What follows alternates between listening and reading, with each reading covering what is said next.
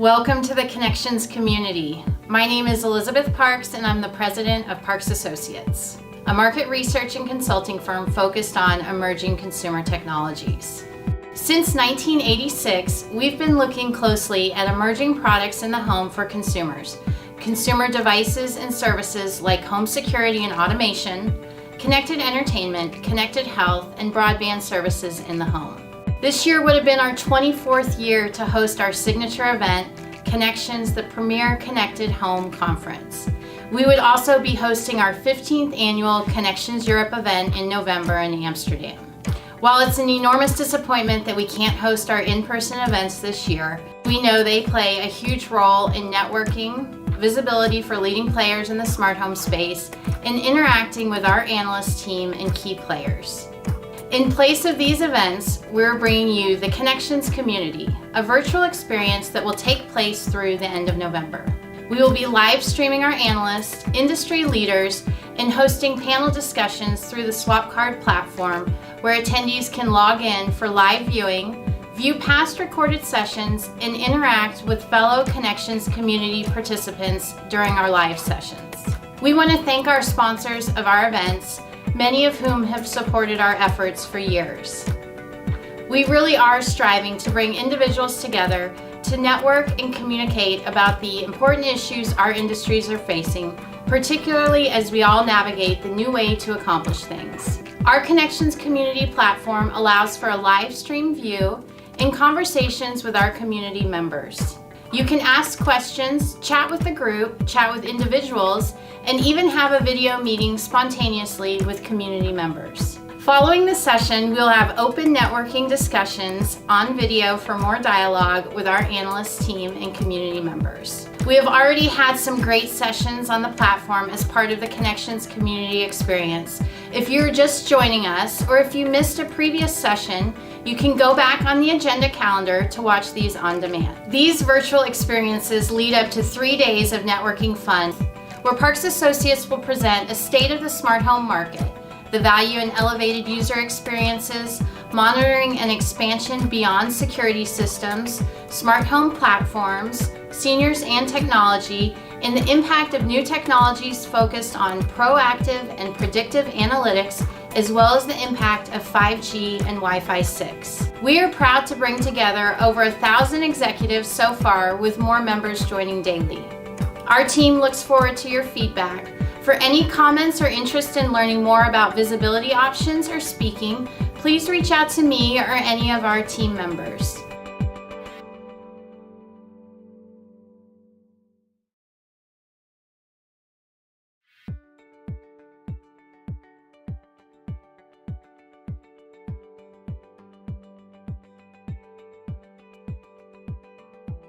Use the question tab to ask your questions or to upvote your favorite questions from other attendees. You can also answer polling questions under polls to give your live vote. Our analysts and panel speakers will be addressing your questions and the polling answers during the live stream. Ask your questions early in the presentation, as our analysts will choose the most upvoted questions to be addressed by the session speakers. If you have any questions during the stream about SwapCard, our team is standing by to help. Just drop a message in the chat or message one of Parks Associates team members via the Parks Associates company page. We want to make sure you're connecting with our industry-leading sponsors in the smart home space. You can visit any sponsor during the session by navigating to the Sponsors tab, browse sponsors, or bookmark the ones that interest you for later. Contact the sponsor via chat, view uploaded documents, watch welcome videos, and more. Have you created your personal event agenda on SwapCard? Go to the Agenda tab, view different sessions under each date, add the sessions that interest you to your personal event agenda.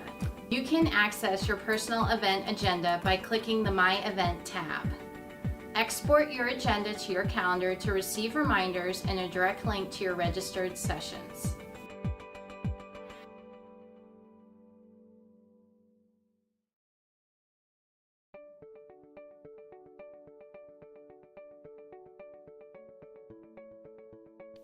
Some of Parks Associates' latest consumer research, Households with Children Dominant Tech Purchases, reveals households with children, particularly those ages 6 through 11, are the leading demographic groups for technology products and entertainment service purchasing.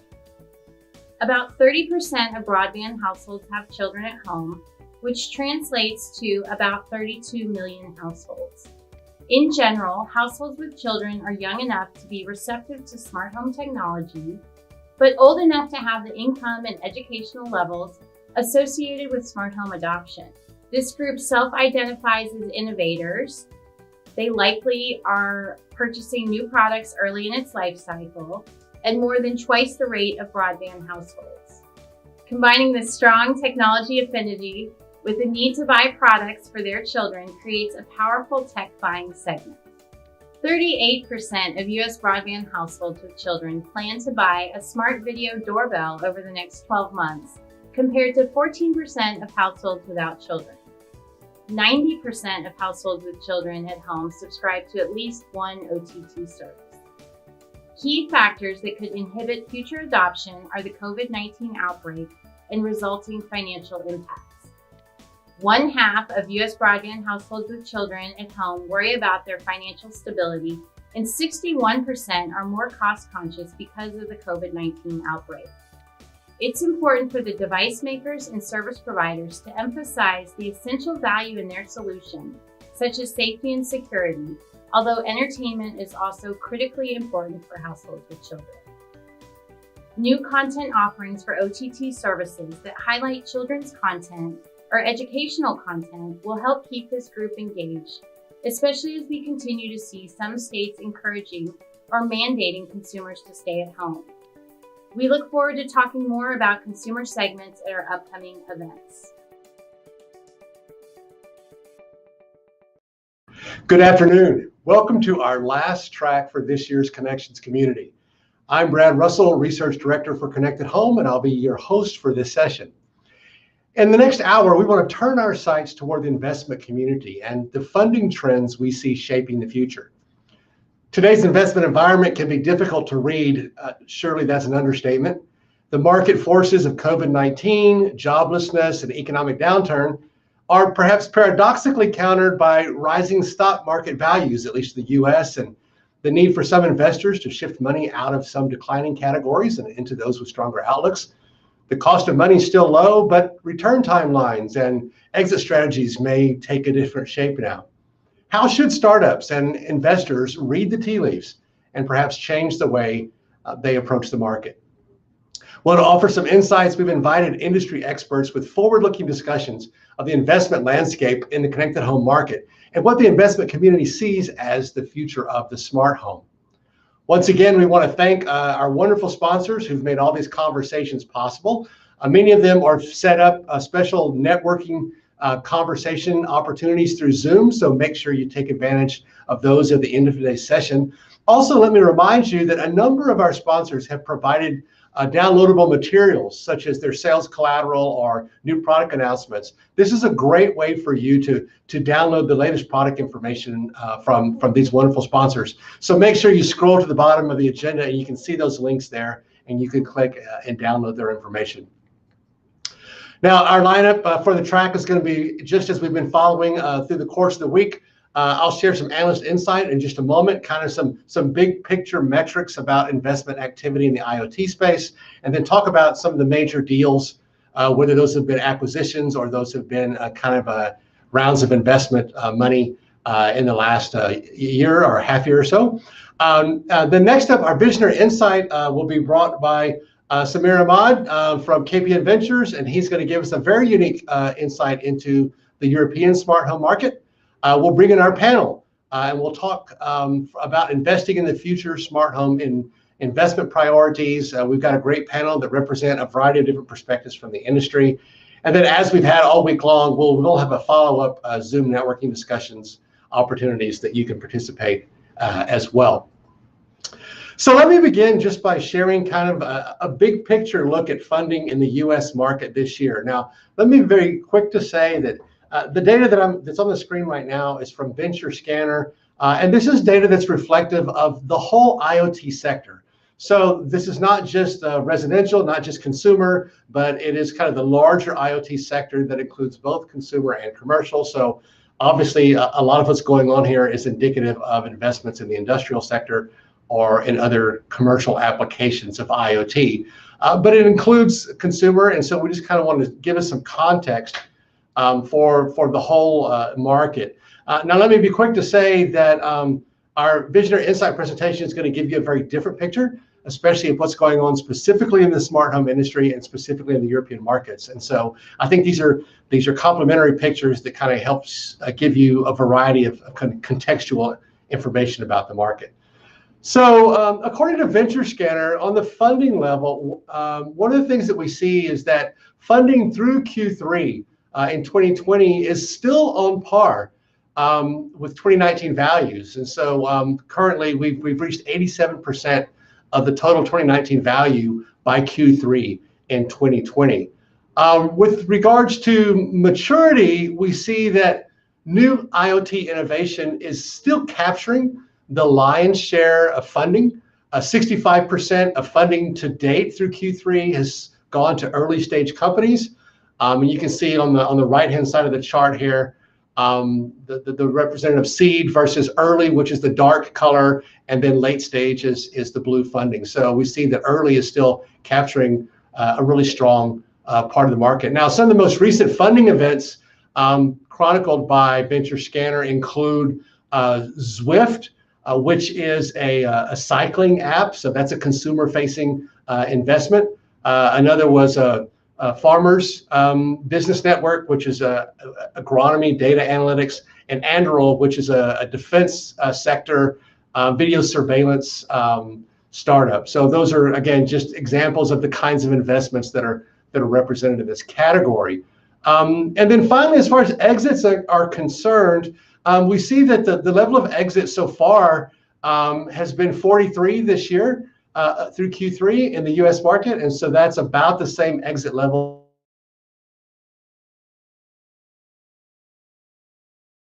the smart home space or the B2C or B2B2C acquisitions and activities this year. Some of the big deals that we've seen that caused a lot of interest in the industry. Certainly Johnson Controls, who's been with us this week, finished their majority stake ownership of Qualys. They've been an investor in Qualys for quite some time. Qualys, of course, has been very successful, growing from a startup into one of the leading security panel and sensor technology providers. They have a dealer network that includes over 4,000 dealers and service providers. And so Johnson Controls sees a lot of long-term opportunities, leveraging all of the assets of Qualys to kind of lead in their global intrusion products division, which in 2019 had a reported $500 million of revenue.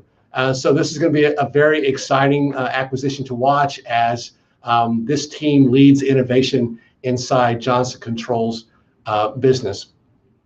Now, there's been a lot of conversation in recent months about the Google investment into ADT, the $450 million investment in taking a 6% ownership stake in ADT. If you were with us yesterday, you heard from Raya Sevilla, who talked a little bit about the implications of that for ADT, the importance of Google's AI and machine learning algorithms that can now contribute to the pro-monitored security space. We know that Google and ADT have a timeline. They've already announced that beginning maybe mid to the late half of next year, we can anticipate that integration of Google Nest's endpoint solutions such as NextCam and the Hello Doorbell and others into the ADT platform. We know that more long-term, they've announced that they would like to collaborate to build what they bill as kind of the next generation of pro-monitored security. And so we'll be watching to see how that investment and that partnership plays out and what the implications are for other players such as Alarm.com and the interactive services platform space. The implications for Blue by ADT, their latest DIY product offering that's come to market. And so that will be interesting to watch as well. We've heard from Paul Williams this week with GE Lighting, and many of you know that GE Lighting was acquired by Savant for roughly $250 million or so, as it was reported. This is equally beneficial for both partners. It'll be very interesting. GE Lighting out of Cleveland in recent years has really been kind of the smart home innovation arm that's developed a number of smart lighting products, largely started as a consumer-facing kind of retail channel of products, but now, of course, with a marriage with Savant, the Pro Install, CEDIA channel will become equally as important, and likewise, it will give Savant consumer-facing brand recognition and a strength there in the retail channel as well. So that'll be a really interesting partnership to follow in the future. Stratus IoT has been one of the leading middleware players in the smart apartment and MDU space. And so this spring, we saw that RealPage, one of the leading property management software providers and leading data analytics providers to the real estate industry, acquire Stratus IoT. And so this will be very interesting. We know that in the MDU space, smart apartments and smart technologies have really accelerated adoption just in the last couple of years. They enjoy this kind of twin value proposition of operational savings for property managers and owners, as well as consumer-facing benefits that drive additional revenue and rental revenue, and they help with tenant acquisition and retention.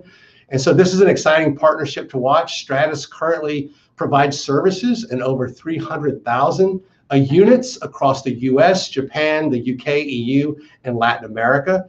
And they've integrated what they report to be over 100 of the largest providers of smart apartment devices and systems into a single sign-on and one resident app. So again, the MDU space has been a very interesting space to watch in the last couple of years.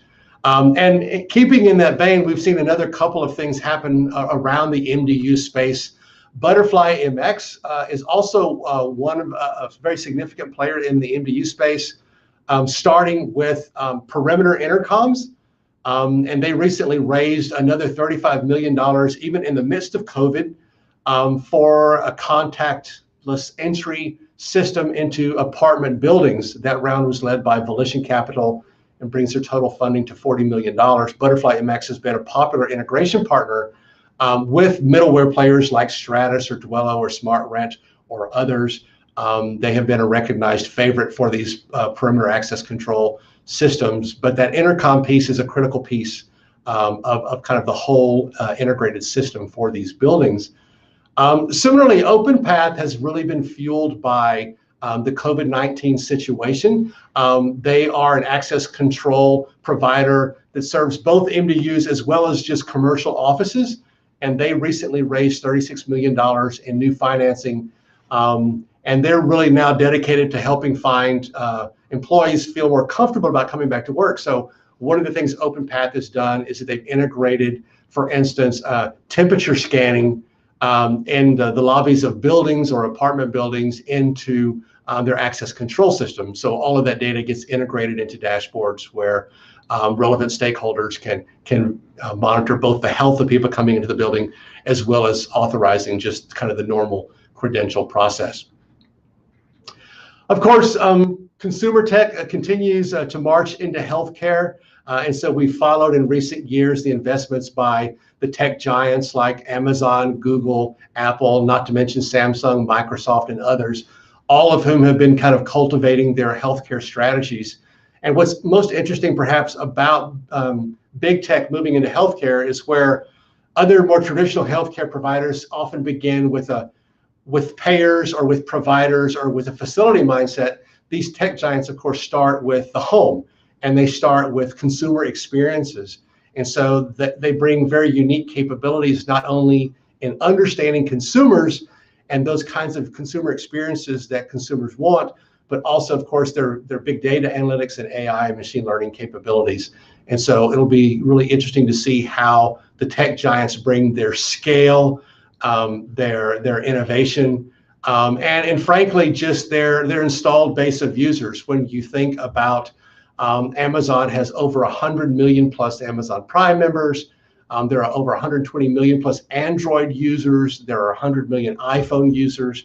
And so the enormous scale that these companies have kind of automatically with people who know the brand and are using their products on a daily basis, of course, is very significant for how it might influence the smart home and connected home industries. Great. So at this point, we want to make some preparations to bring in our Visionary Insight speaker. And so we're going to roll a couple of videos, and then we'll bring Samir Ahmad back in and introduce him. So we'll be back with you in just a minute.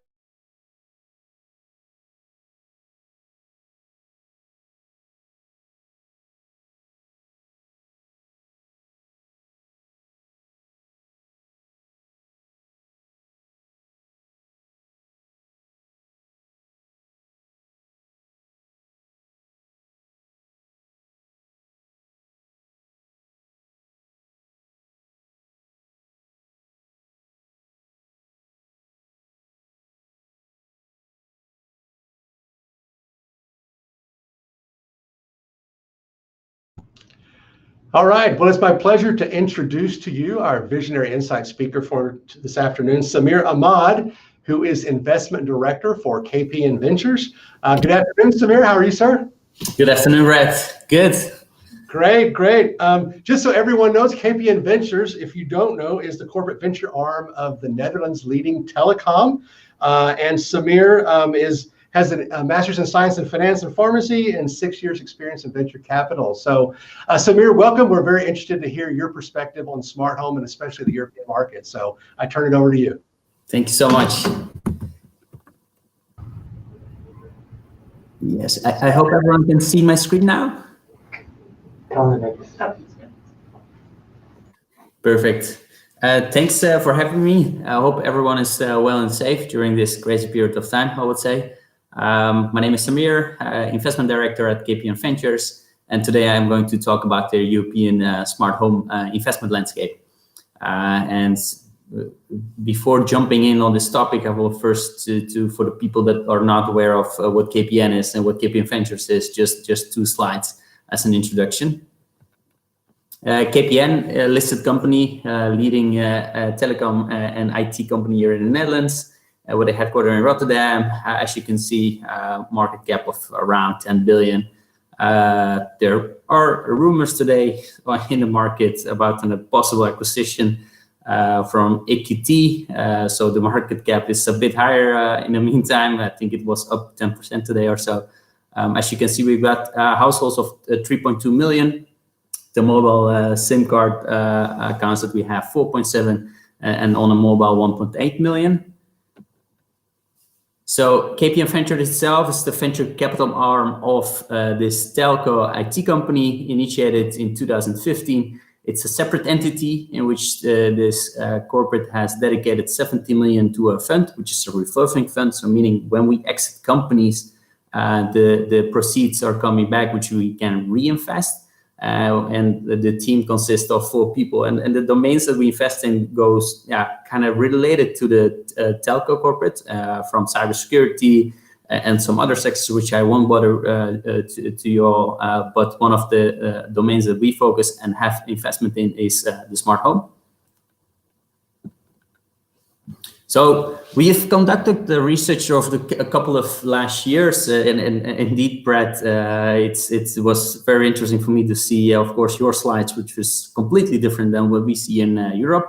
So what we saw here in Europe, we saw an increase from 2015 until 2017-18 in investment amounts, and you saw actually a decline in the number of deals as of 2017, which actually has been holding up until the first half year of 2020 as well. And another remarkable thing was when we saw from 2015 until 2018 an increase in the investment amounts in those rounds, that shows also a decline. And the first half year of this year wasn't that good, as you can see. And where you guys are on par with 2019 in the US, I don't think we're going to make it in the second half of this year to be on par with 2019 numbers. So it's a bit more worrying numbers here in Europe compared to the US. And if we do a bit more deep dive in those rounds to see where the money flows into, As you can see on the right figure, the number of investments per stage, which you can see is there, and the part that actually worries me is the amount going into the seed capital.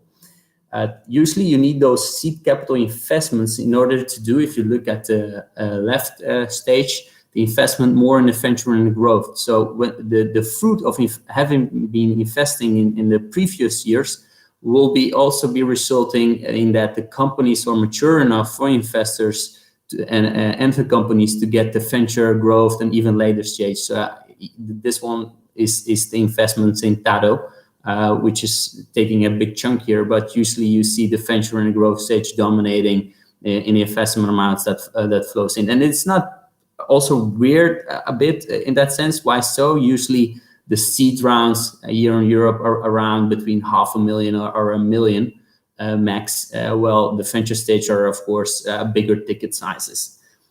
So bottom line, we need actually see more seed investments in order in the upcoming few years, resulting in more mature companies that have a good customer solid base. So the other thing is, okay, which type of investors do we see and how that evolved throughout time? We've seen, of course, as you can see on the left table, the blue ones are the kind of investment funds, independent funds that they are, and this one is more representing the corporates, and the white ones more what we call the angel investor, wealthy individuals, etc. So two things kind of take away from here is that what you can see over time is that even though that the corporates are participating, but not as much, of course, as you can see as the investment funds, but when they do invest, usually with maybe a bit skewed here, but usually you'll see that the corporate kind of participation takes more, they invest bigger ticket size, as you can see. So when they participate, usually you can expect more amount of investments in those companies. Another thing that is also a bit worrying me is that the investments from wealthy individuals. So in the first half of this year, we really saw that they have been backing out from these investments. And why is that so important? So usually, especially in the beginning, those investments are needed from them in order. Usually you have several stages there, but in general, you can say you put your own money, then maybe you lend some money or investment from friends, family, and fools, what we call the 3 Fs. And then you need actually money from wealthy individuals in order to build your minimal viable product. Because when you have that, then you're actually right to also get the seed round from a more professional investors, I would say. So if we look throughout Europe, it's this kind of heat map where we see the majority of the companies raising the capital. Then you can see that UK is really leading in that perspective. So I would say I saw that John Gutch from the head of product of Vodafone UK is here as well in a panel. So I think he's based in a perfect spot there, I would say. And then you see that Germany is following with France and Sweden. And this is also interesting, of course, where the places that we saw in this slide, the heat map, you can also see that that's also usually the place where the accelerators are placed. Really helpful for, especially I would argue, for new founders in that perspective, to help them, to coach them and get them engaged with corporates and investors in the networks of that accelerators. So really helpful for the ecosystem in Europe to have this type of accelerators. And this is a kind of really interesting slide for several reasons. And I try to explain step by step. And if there are any questions, of course, happy to discuss later. If we just take out the Tado investment, you see that the number of investment, it's quite modest, I would argue, in the European smart home segment. It's quite modest. Could be several reasons, but I think one of the reasons that's interesting to mention here is what we saw, there are several companies that were based, for example, in France, such as Seven Hugs and Elations, that are actually now being moved towards US. One of the reasons might be that this lack of follow-on investment is a thing for them to move more towards US, maybe also seeing in the maturity of the smart home over there compared to the European landscape. The other thing is that one of the reasons that maybe the investment are not that big enough is that investors usually don't like to invest in hardware companies. Of course, it brings more a bit complexity with it, and also, as you could have seen with COVID, it could have bring manufacturing problems, delivery problems, etc., which you don't have, of course, have with software, which is more scalable. And the other thing is the revenue, the recurring revenue aspect that is lacking in this type of investments for the investors. So they usually like, I will argue, to have SaaS companies with recurring revenue, which is going to be the sweet spot for them. And the amount of hardware investors that we have is actually quite limited here. So if you look at the most active sectors, active investors in this sector, you see actually, and that's the thing that actually quite cool for me to see is the large proportion or partially is coming from crowdfunding. It's of course, especially for hardware on consumer, one of the best places to for this type of companies to go out there and check the appetite from their users and let them become investors and also get their insight, of course, and see whether they're able, really having this convenience in what you bring on the table in order for them to put money on the table, right? So this is also really good for investors to see when you show as an early stage company by, hey, we've got this great backers that we've got gathered from crowdfunding, and this is what we do, and this is the insights that we got from them, and this is how we worked on them. And if you look at the type of investor, it's quite scattered, I would say. So it's not that, I will come there in the next slide, a more focused from, for example, what we see in the US. And as you can see, we've also done actually not 2, but 3 investments. One of them is Minit, Swedish UK-based company of focusing on a smart home alarm system and noise alarm system, and currently doing, for example, POCs with Airbnb in Amsterdam and Edinburgh. But what I can also say here, and it was good to see, I was not aware of it, Brad, the Butterfly Butterfly MX raising this new round. And why I said we had 3 investments here is because one of them, which had almost the same proposition as Butterfly, was actually not able to raise follow-on rounds because of lack of, I would say, traction and appetite in European markets. So we've done 3 investments, and unfortunately one of them is gone bankrupt because one of these reasons. And and good for us that the rest, and especially Minit, is doing a great job here. So looking at the largest smart home exits throughout time here in Europe until this year, you can see actually, of course, I can mention all of them, but that's not really interesting, I would say. The interesting part is more the exits, the amount of exits that I've done here. And if you compare that what we saw in the presentation of Brad, and of course the acquisition of Ring by Amazon, which is a completely different figures than what you see here. So the key things from here to take with it is that especially this modest exits amounts is also again a reason for investors to kind of be more cautious in doing deals in the smart home domain here than in Europe compared to other segments that we see with way larger exit amounts.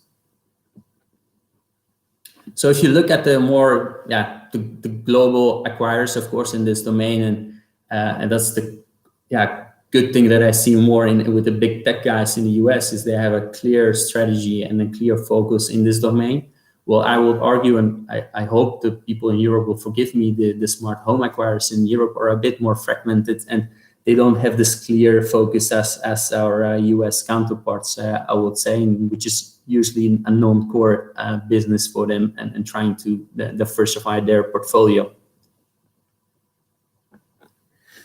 So if you look at, I don't have to explain the US as, of course, this is your cup of tea. The market is growing from almost 80 billion this year, which is going to be in 2025 around 135 billion, representing a CAGR of almost 12%.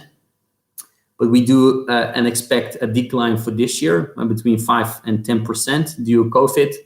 As of course there are some shutdowns of manufacturing facilities, and we saw a decrease in number of new construction projects. So unfortunately, it is what it is, but the trend is still positive. And if you look at the right figure, you can see that actually the smart speaker within the domain is the highest growing segment. Why so? And I think it's an assumption, of course, and that's one of the things that I see with the tech guys doing, is investing in smart home speakers. Because once you have the smart speaker in house, you usually tend to buy other devices that are compatible with it. So usually then you, as a when you have this speaker at their house, you actually really going to own that house. So, but there are two things that hopefully might shift things around,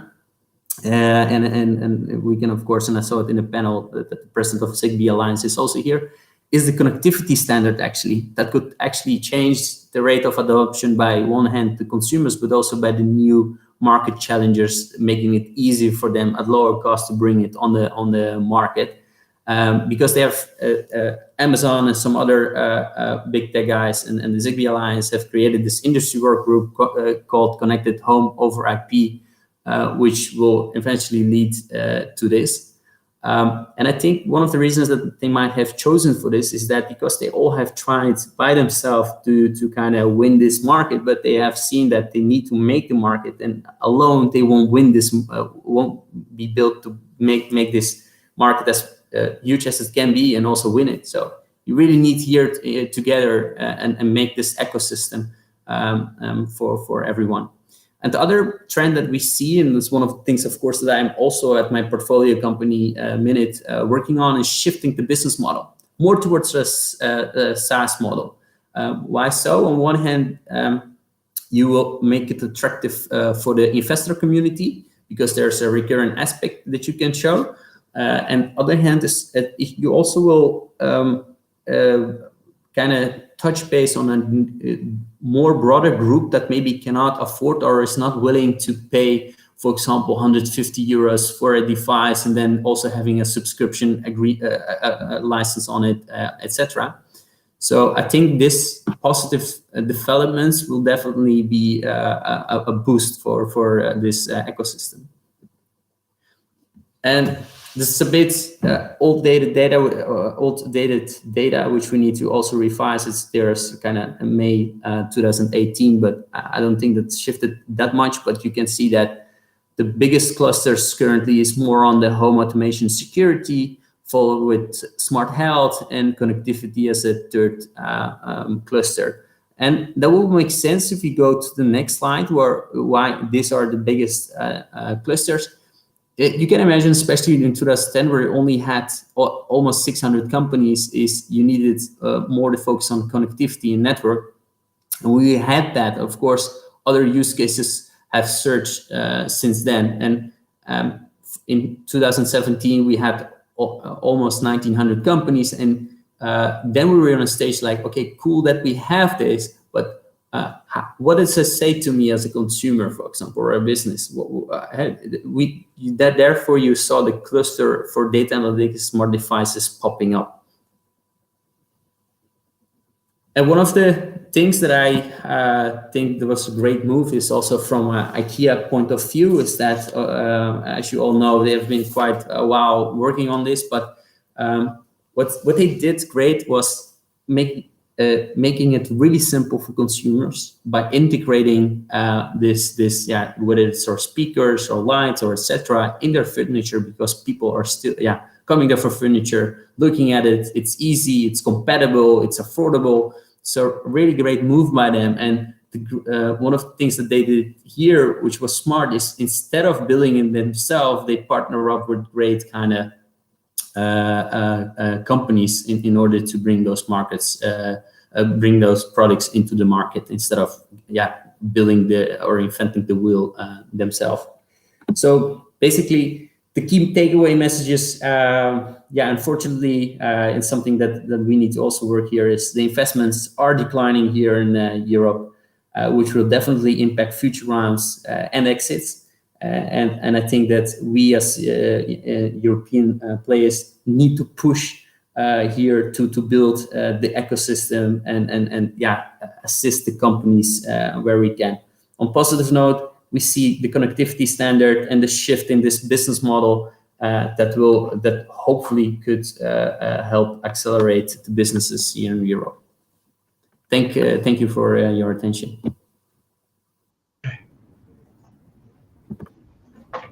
Great, Samir. Thank you so much. Really helpful to get a boots on the ground look. And what's interesting to me is that obviously this cooling in the European market is pre-COVID, right? According to your data. It was in 2019. It was starting to cool off. So it's not, just a COVID impact. This is. COVID impacted, I would say, accelerated the slowdown, I would say. And partially the data could be a bit skewed, I will argue, because the companies such as Sevenhux and Allianz from France decided to move to the US, right? So you will lose also the data. And we are not aware, and that's something that we need to investigate in the upcoming period, is how many other companies did that the same, because we've been following them. So then it's easy for us to say like, hey, what happened there in that data? But there could be many more in that perspective. But it's indeed a worrying trend, I would say. Sure. Well, I have a question for the audience. And before I ask you, I want to encourage the rest of our attendees today. Please submit your questions on the questions tab. We've got a generous amount of time still, so we welcome those questions. So, Samir, one of the questions that came in early, looking at that original chart, just kind of the plummeting, and especially seed investment, going down, the little white, the white got smaller and smaller. Yeah. Someone said, it looks like seed investments are plummeting.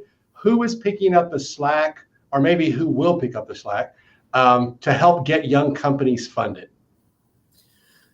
Well, I think the trends that I mentioned in terms of the connectivity standard, which makes it easier for those companies to kind of bring the market to bring their product on the market, which will be helpful, and this may be the recurring aspect that could also trigger the investors. And I think there's also a role for, on one hand, for maybe the government bodies or like the European policy that to come up with this maybe a huge fin-to-fin platform where they can put funds into investment funds that only have this also strict policy that committing a certain amount to the smart home domain, right? Therefore, you're boosting it from that end. And I think also a great role for the corporates here in Europe by also helping that already in that stage. What I see from the corporate side is that usually in a seed stage where you're actually looking for your product market fit, it's really difficult to create this traction. And hopefully we can change the mindset of corporates by saying it's not invented here, so it doesn't exist, more towards, even though maybe not investing now, but by helping them somehow. And one of the things that we try to do with KPN is just lowering the barrier. We have this also payment terms with startups that we say we pay you within 30 days to help them financing that on that part. And also bringing really fast to our customers. Instead of saying we go through all this paperwork and then go to customers, no, just put a simple restore agreement and just go with, test with 3 to 5 customers together, whether it's working this collaboration with you guys or not. So I think it's more to the whole ecosystem to help each other out and hopefully thereby helping and boosting the seed rounds, because we will definitely having issues with not having enough disruptive companies in the near future. Right. Yeah. I mean, it was so graphic the way those wealthy investors, those individuals, right, that weren't venture and weren't corporate, they just evaporated. And I can only suspect that that's a factor of kind of European economic situation that's been going on for 2 or 3 years. How much is the Brexit situation? Does that impact some of that, or?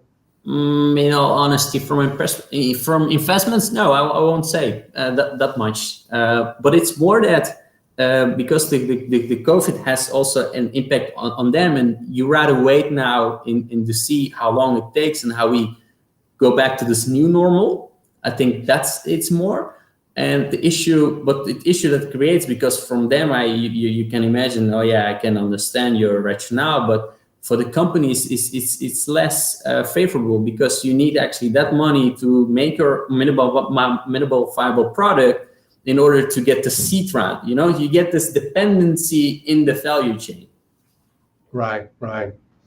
I'm wondering, you were that slide you had on exits, right? And of course, you had AlertMe's, acquisition by Centrica, and then we know that became Hive, and that was quite a showcase, market move that got a lot of attention. And Centrica, did an incredible innovation job in new business models and service attachment and all of that kind of stuff. And yet, we all know that it struggled, right, with profitability. How much of that maybe just became kind of a wet blanket or a cautionary tale, or is that kind of an overstatement? No, it's difficult to say. I don't know him in that perspective to see what happens there internally. I know them from an investment perspective, as they're also sharing the cap table with us with Inminit, the smart home alarm system company. So it's difficult, but you need to. What we saw here from KPN, I will argue, what I saw from closely, maybe bring it more towards us to explain, is we had built this great line of smart home platform and devices, all connected, easy peasy, etc.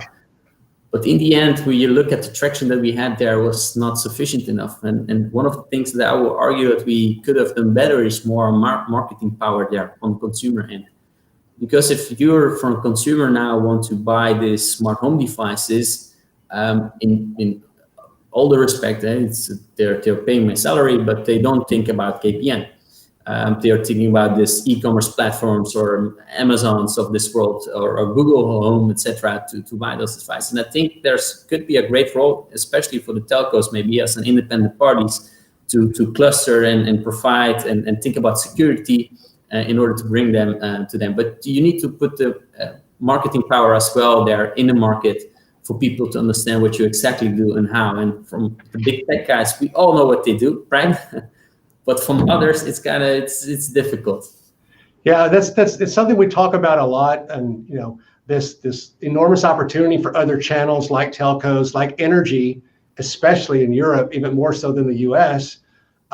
Really, perhaps providing the foundation for smart home, where in the U.S. the security industry has been the foundation historically, right? Do you see that changing? I mean, do you see energy, for instance? I mean, there's been a lot of interesting things that some innovative energy providers, especially in Germany, and have done. Tato's, a big part of that as well. Do you see energy kind of changing its strategy at all, or their role in driving adoption? You push it into the consumers, right?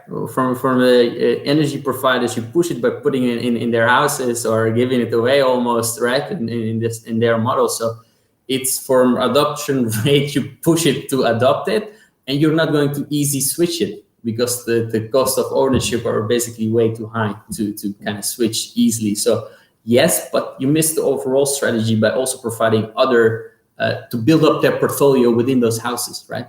So when you have that, it's also about, are you going to buy other stuff with it, right?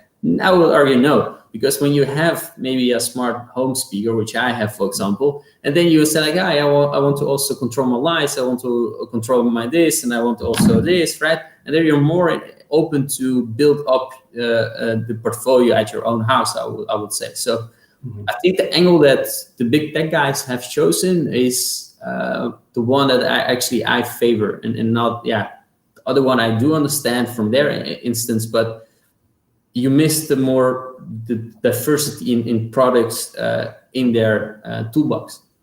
Right.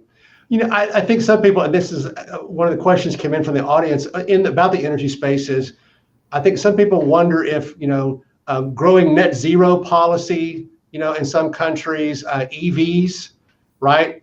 Rapid EV adoption, solar, which in some parts of Europe, are much more advanced than the US, if that might really drive, smart home, and connected technologies in the home, building on the value proposition of energy savings and distributed energy. But it sounds like maybe you think it still suffers from the same marketing problem. Yes. The first one, but also a second thing is also making it difficult. Maybe as you're already saying it, it's a fragmented market, especially then for them, right? And it's then really difficult to build enough traction, maybe for an exit or etc. Or you have to wait for other countries to have the same policies as for example, I know that the Netherlands have this policy, and also for others to come at the same level. And that's one it's tough. And I think that also makes it really interesting for companies, the US market. You have only one language. You have maybe one type of regulation for the majority, I would say, right? We have here too many languages, too many cultural barriers, too many, it's it's quite fragmented here, and it's really difficult to and if you want to enter every market, you need to adjust all of these things, especially for smart home speakers. It's difficult, right? So I think Amazon still doesn't have a Dutch language, for example, but they do sell it from Germany to here, and only Google recently launched the Dutch version. So, right, yeah, but that fragmentation is such a challenge. Even just the energy control systems, right? They all vary, by every country.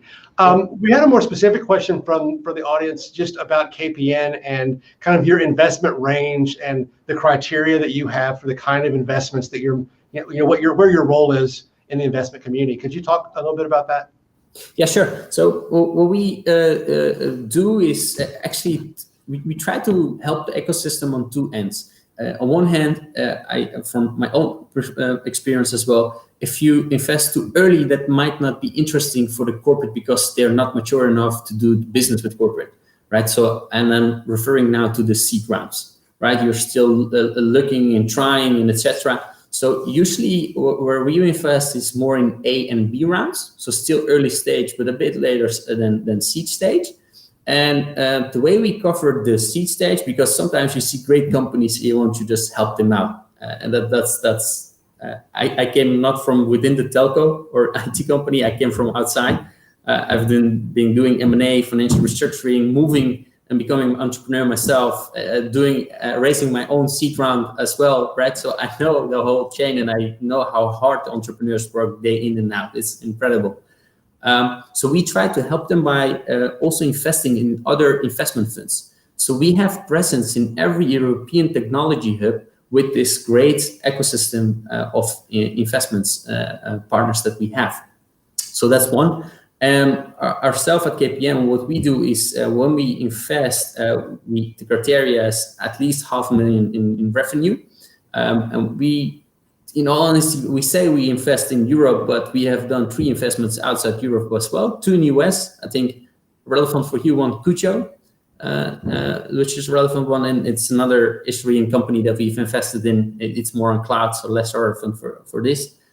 Because when we see great companies that are not yet here in Europe, we try to also help them by being the the go-to-market partner here in Europe, right? So that's one of them, and our objective is actually twofold: financial return. So in the end, I'm an investor, and we want to invest in international scalable companies. So then KPN is not the logical acquisition partner.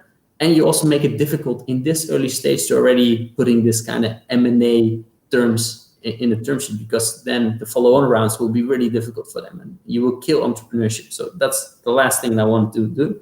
And the second is building this strategic return. So what I mentioned with that is we try to create this win-win situation between one of the business units at KPN and the startup. So hopefully the startup can make use of our infrastructure, the knowledge and expertise there, right? So we can help them with the technology roadmap. We can help them with refining their business proposition. And what we also can do is providing them access to our customer base. So that's actually, you saw the numbers of consumers that we have, households, etc. And that will be the sweet spot for us when there's this angle that we can leverage on and helping the entrepreneurs. Sure. So how would you characterize kind of the current innovation culture? Whether it's how are incubators doing? Is there kind of the same persistent level of energy among entrepreneurs, or would you say that it's kind of been discouraged? Or all that's true? It's.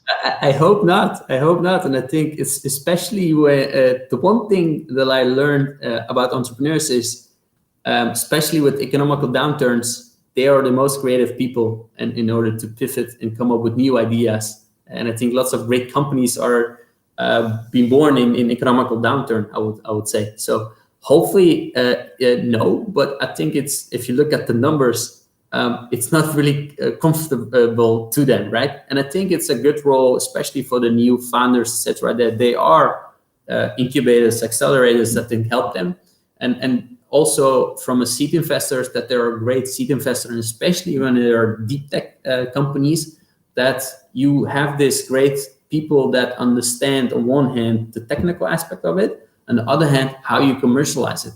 I think that what you guys in the US do really, really good, and something that we can learn, I would say, in Europe, is you guys are really good in thinking about in application and commercialization.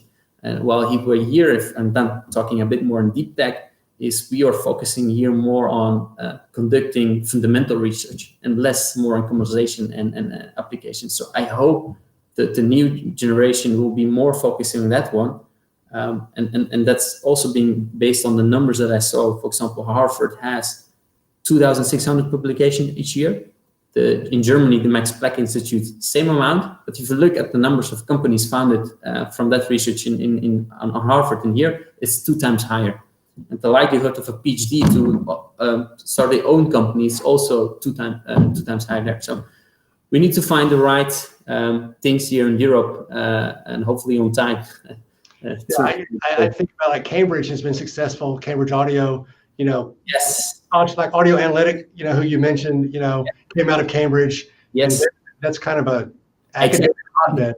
And maybe good that you mentioned Audio Analytics has been one of their investors been IQ Capital, so it's a good deep tech UK investor there, and we actually are an investor in IQ Capital. So as mentioned, we try to build this ecosystem and helping the companies, and that's our angle as well there with them. Great. One other channel question I had is about the insurance industry, right? So we know that Aviva and Allianz, they have been very active in smart home in a variety of different ways. Do you see that cooling as well, or do you still anticipate that they'll, make some major moves when the market gets a little better?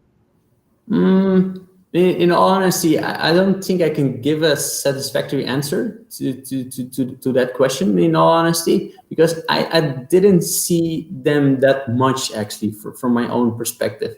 So I can make a really nice story out of it, but this is the all honest answer. Okay. All right. Very good. Super. Well, Samir, thank you so much for your time. I really appreciate you kind of giving us this great insight into the European market. And so thanks for being with us. Stay safe, be well, and we hope to see you again. Thank you. Thanks for having me. All right.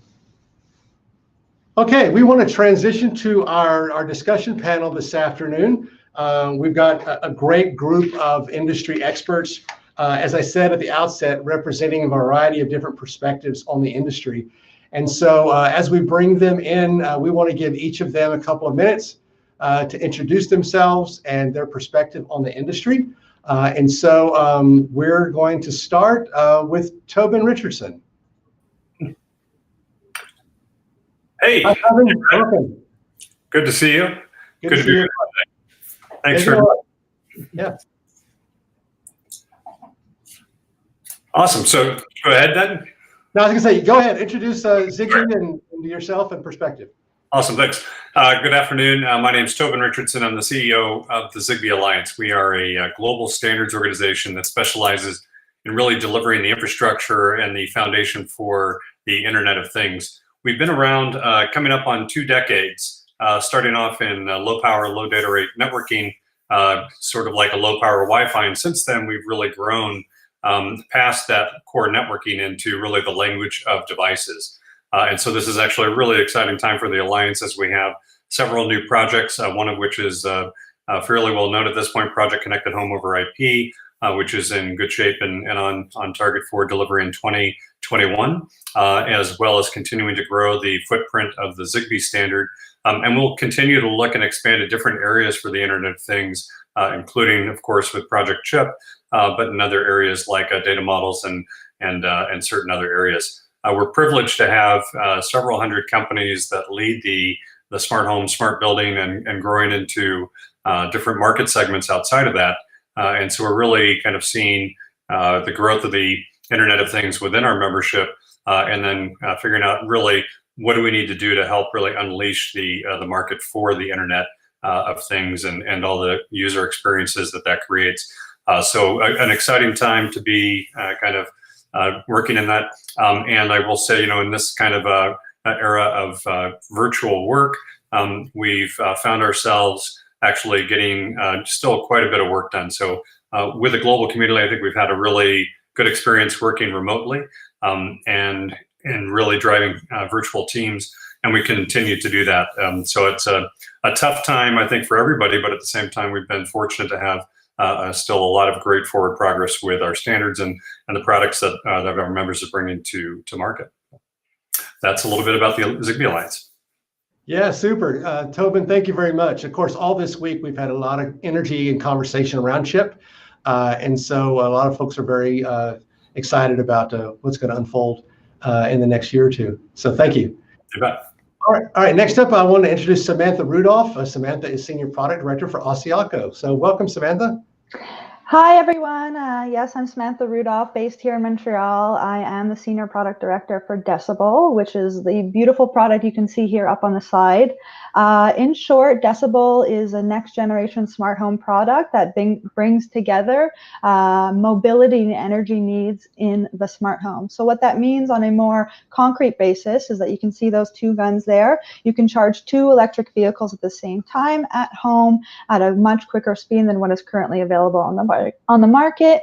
As well, you can use the power in your electric vehicle's massive battery to power your home when electricity is expensive or during a utility grid blackout, and that's thanks to a special power electronics patent, hardware and software patent that we discovered here in Montreal.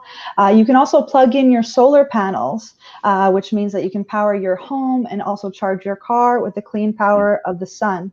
So it's a super exciting time to be in this market with the mass proliferation of EVs, 300 million new EVs being added on the road by 2025. And at the same time, we have hundreds of millions of solar panels being installed. We're really seeing a growing interest and a growing sensitivity on behalf of smart home consumers to do better with their energy, do more with their energy, to fight climate change in a way that it is very personal and relevant to them. And at the same time, for early adopters or already existing smart home owners, they're really looking to the next avenue of something to invest in. And we absolutely love all the smart home products available, but what really sits at the foundation of all of those is access to clean, affordable energy. So Decibel was developed to sit right in the middle of that ecosystem and create this new dynamic relationship between electric vehicles, the home, and the utility grid. I want to introduce Mark Samuel. Mark is the CEO of Eslo Innovation. So welcome, Mark. Thank you, Brad. Hi, everybody. So let me give you a little bit background on Eslo Innovation. We're a 3-year-old company I'm the CEO of the company. In fact, though, we have over 50 years of experience in the smart home through our acquisitions. We've acquired a number of companies over the last 3 years, predominantly in B2B environment, but we also do have a retail play with our Vera brands and our Fortress brands, as well as Centralite brands that are part of our acquisition portfolio. Key areas that we have focused on is property management, utilities, aging in place, and then we have security and home control. And each of these, we offer, and the only company we believe to offer a full cloud to ground solution that offers a fully white label solution. And what do we mean by cloud to ground? What we mean is we provide everything that somebody needs in order to enter from an IoT perspective into a space. So, one of the discussions from earlier was basically talking about how you can leverage both smart home to increase your ARPU, or how you could become potentially an additional service that you can offer into your customers. So whether you're a utility company, we can provide you the entire strategy from everything that's needed in the cloud, the applications, the hardware and hardware as a facilitator, and then the full service model behind that, including offering security, home control to their customers. So we typically are not names that you actually see, but we are the technology behind those services. And as we look into 2020, obviously there's a lot of changes in 2020, but we'll get into that in this discussion. I'm looking forward to doing that. Thanks, Brad. Sure, Mark, glad you're here. All right, next up, we have Fritz Werder. Fritz is General Manager of North America for Tuya Smart. So good afternoon, Fritz. Hi, thanks, Brad, and thank you to Parks & Associates for putting on the connection events, and also for all the audience that are joining us.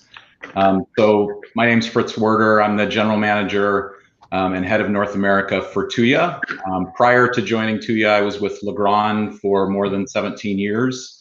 Tuya, we're an IoT platform provider, so we're an enabler for brands that are looking to accelerate their IoT journey, to be able to build IoT products affordably, quickly, grow into categories, and help with their supply chain. So we also are delivering a variety of different SaaS solutions to help brands create recurring subscription-based revenue businesses. This topic is definitely relevant for Tuya, as we have a good stake from some large venture capital businesses. So NEA is our largest investment partner, but we have diversity from Europe, Australia, and Asia as well. So good topic for us, and excited to be part of the panel. Great, thanks, Fritz.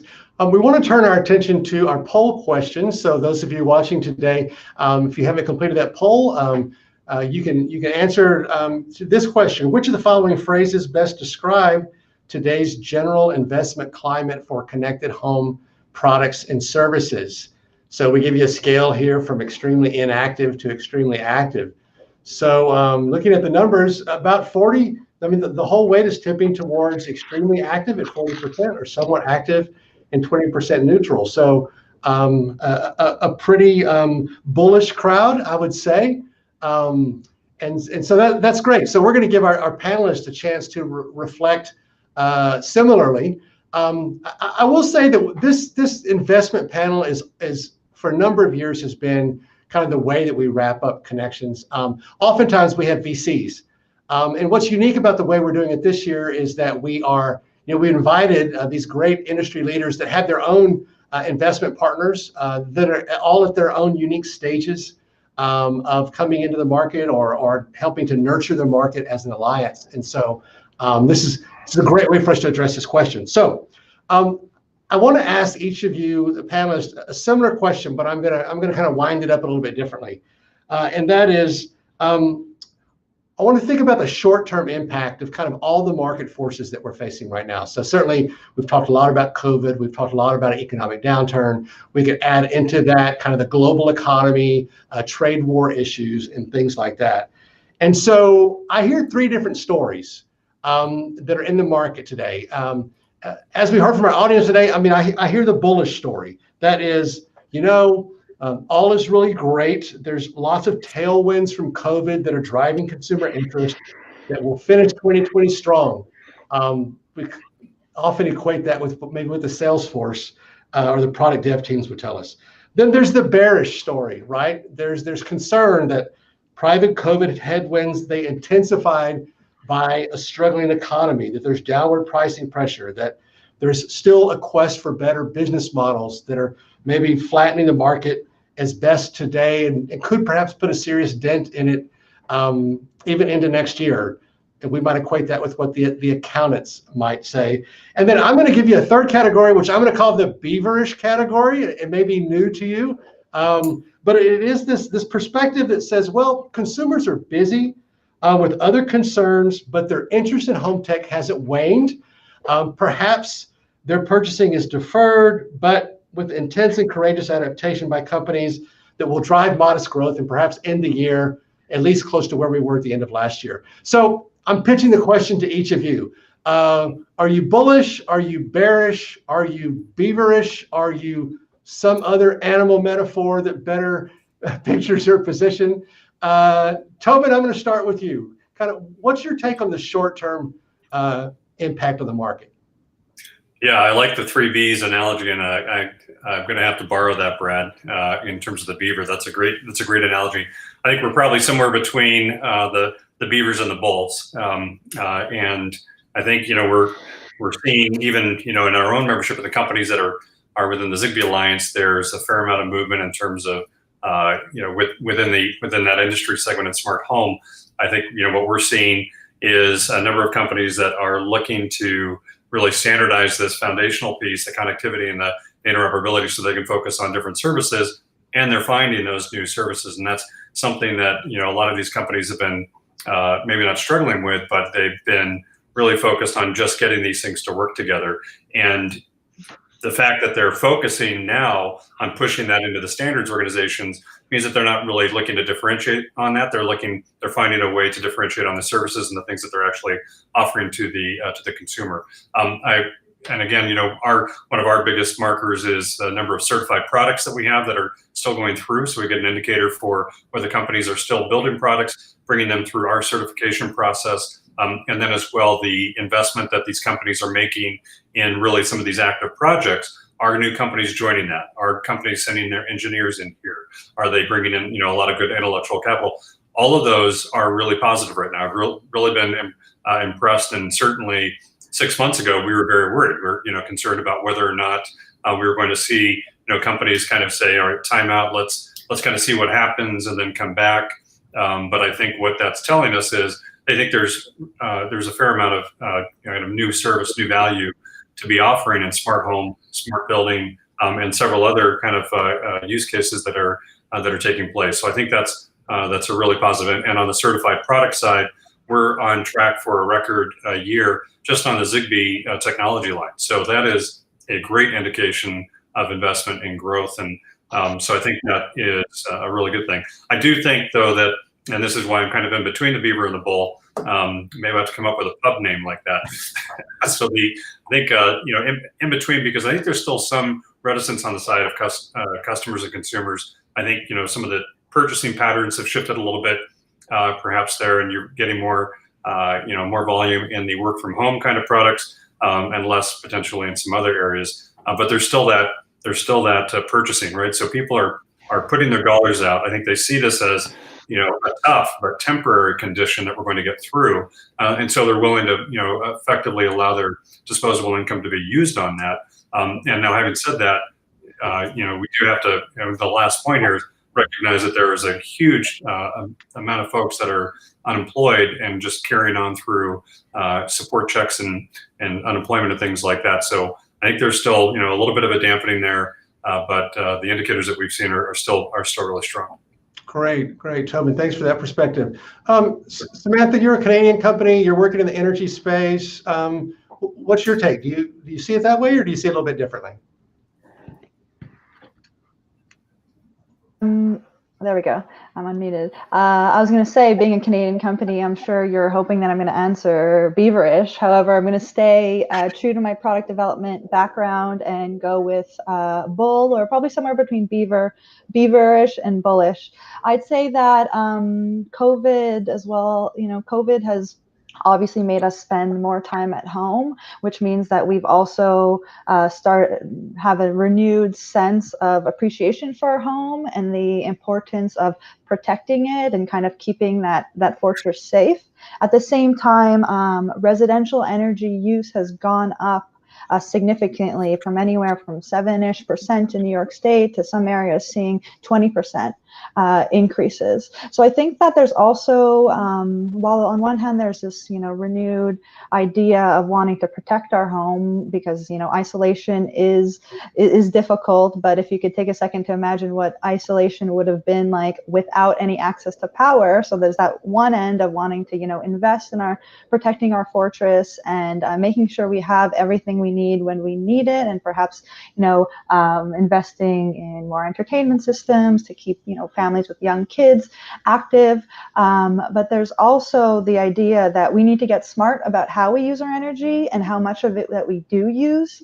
There's an overall trend to the generating power at home with new policy like net zero laws, where, for example, in California, all new homes being built need to generate their own power via solar panels and that kind of thing. So I think there's this overall sensitivity to wanting to understand where our power comes, how much of it we use, and making sure that we're making the best use of it so that we can lower our utility bill and also use greener and cleaner power. So we still feel a very, very, exciting and bullish amount of demand from our customers. Same thing on the investment side, just because we are in a very active space, and we are lucky enough to be in a category where people are becoming more sensitive to electricity use because of isolation and because of the mass proliferation of electric vehicles and solar panels in general.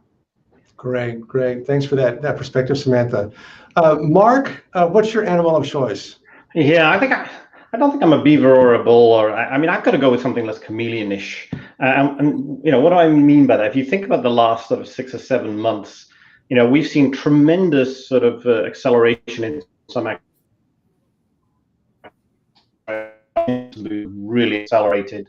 All of those timelines that got pulled in with our customers. We see a lot of activity getting ready to launch, and that's a result of what they saw in COVID. Obviously, our property management solutions with zero touch solutions, zero touch maintenance, so people can visit to the apartments, see the apartments, get into them without actually meeting anybody. All of these things have accelerated, so it kind of leads you to a sort of a bullish perspective. However, the discretionary spends have gone away, so unless you've got a very sort of focused use case, it can be falling flat. So, where somebody would just randomly maybe pick up a piece of smart home equipment and just try it out. We just don't see that happening. What we do see is people being very careful about their choice, picking an entry point, and then what we call stacking. And stacking is putting stacking value on top of it, right? So you start with one piece and you want to expand from that, but not to just then just try something out in terms of how it might look into their home. It's much more focused, and that's left then some traditional sort of home automation things a little bit more bearish, a little bit more careful. And I think that combination is really something that you're going to see differently. We've also seen with some of our customers that they now you've used the opportunity to offer new services. Especially in our energy and utility customers, and then try to combine these services as part of their existing plan to offer, an increased ARPU for them and an increased value to their consumers. And we see that happening very well. So the market is definitely in a transition phase, and I think the fact that we have all of the people working at home, and home is now a multifunctional type environment, has definitely changed the approach to that, and companies are adjusting. And what we see adjusting is really more on companies that are able to offer that as an additional service over, say, a traditional smart home or DIY. And we have the full range of the full suite of these, and that's why I kind of think that the overall model is left a little bit more chameleonish. What I do see is people are able to offer a subscription type service on top of their existing offering already into the home, where they already have the acquisition of the customer. Those are getting accelerated, and we're happy to be involved in quite a few of those that are going to market, and we see a lot of interest in those because it's something that the consumer is looking for, but at the same time is not necessarily ready to fork out the hundreds of dollars in the current climate to make that happen. So kind of like Tobin, I hear you talking about a lot of adaptation by companies to the current market and pointing towards some success areas that they're having. That's great. Fritz, I'll let you kind of finish this round and share your perspective. Yeah, thanks. I like Mark. I would say I like the chameleon analogy. I think it's a little bit of all three, depending on where you come from in the space today. So for Tuya, as our business being a platform provider, the year has been very strong. Brands are looking for ways to be able to expand portfolios. They're looking for ways to save on R&D costs, looking for ways to save on operational costs, to create those exceptional experiences for their customers, even in a climate where they may have had to make their own internal reductions. We also have seen brand partners that have very strong, digital and e-commerce presence succeeding and doing really well in this market, and then others that have traditionally relied more exclusively on brick and mortar for their businesses or small medium business have had a tougher go of it. Also, trends around home improvement, given the amount of stay-at-home activity. Lots of retrofit projects happening, strong builder new construction markets, seeing that the continued rapid acceleration again around e-commerce, all are tailwinds that we've seen in the market. On the specific to some of the product categories, we've seen the pandemic also with like cooking at home has really accelerated interests around things like smart kitchen appliances. The amount of time spent outside, leading to things like outdoor lighting, smart health solutions becoming more prevalent with air quality and things like that. But it's certainly also for other parts of the market, it's been a bearish year so far. Early in the year, many companies had to deal with challenges with supply chains as the factories in Asia were slowed or closed. We've seen some availability challenges throughout the year with things like ICs and chips at different points. So that's created some angst and lumpiness for some of the buyers given those supply chains. We've seen some of on the channel side, schedules around retail promotions getting pushed to the right. And then again, if you're in the hospitality space with anything connected, it's been a very challenging year, or restaurants. And then on the beaverish front, the end users, I think Tobin mentioned it. I mean, we're still dealing with such a large unemployment rate that's out there that there are some people that are spending more money on their home, but for others, it's more about necessities. And so, we're seeing the market continue to mature. And I think Mark mentioned that transition that we're going through. So we're seeing some parts of the business becoming more commoditized, seeing average ASPs in certain areas decline while volumes in other areas are growing. So it's definitely an interesting time. But for Tuya, we've had a fantastic year with lots of interest around AI and IoT and tailwinds growing our business. Great, Fritz, thank you. Yeah, I think all of your perspectives are both, for all of our attendees, they're a validation, for probably what they've been going through with their own companies, but they're also an encouragement, I think, as we point, both to the tailwinds as well as headwinds that people are experiencing. I want to shift the conversation away from the short term, to more long term. There's a lot of speculation as to more enduring lifestyle shifts or structural market changes that may be here to stay. And so I'd love to hear from you, kind of what are the most interesting things that you think are watchworthy to investors, that investors will start responding to more long-term in the way they think about their investment strategy. Mark, I'm going to ask you this time if you might kind of lead off the conversation. Yeah, sure. I mean, I think watchworthy to investors is really interesting right now. I mean, there was a question earlier. I mean, there's a lot of dry powder that's sat on the sidelines right now. And it's sat on the sidelines for a good reason, right? People want to make investments in something that's has a high degree of success, having restructured a lot of their investments over the last year. I think there's a fundamental shift in thinking. And, the home has become a truly multifunctional space right now. That's here to stay. So we see a lot of things that are coming out of this in terms of long-term thinking. I mean, I mentioned aging in place earlier. I think that's a great example, right? For people who had senior care people in senior care facilities, they weren't able to access them. We saw this amazing shift, and we got pulled into a lot of discussions about how can we change that? How can we give access to people into their own homes? How can we make that independent? I think that is a fundamental shift. What you're going to see is unintrusive systems, and a lot of them getting launched in the next months, of people being able to stay longer in their own place, and a fundamental shift of that's part now of the lifestyle. So how can we use technology to be unintrusive in that? And companies that have a solution for that and have an approach are something that are very watchworthy to investors. Property for me is a very big focus area from the same reasons, right? You mentioned earlier, Brad, I think about the operational savings of that. But in addition to that, it's this ability to have that zero touch point as you go into showings, as you go into maintenance. All of these are transitioning to something that's more a sort of a subscription type based model.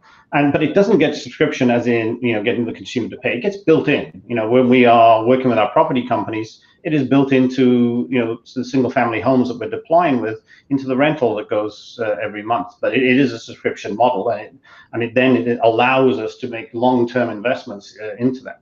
I think investors are looking for the SaaS type models that was mentioned earlier by Samir.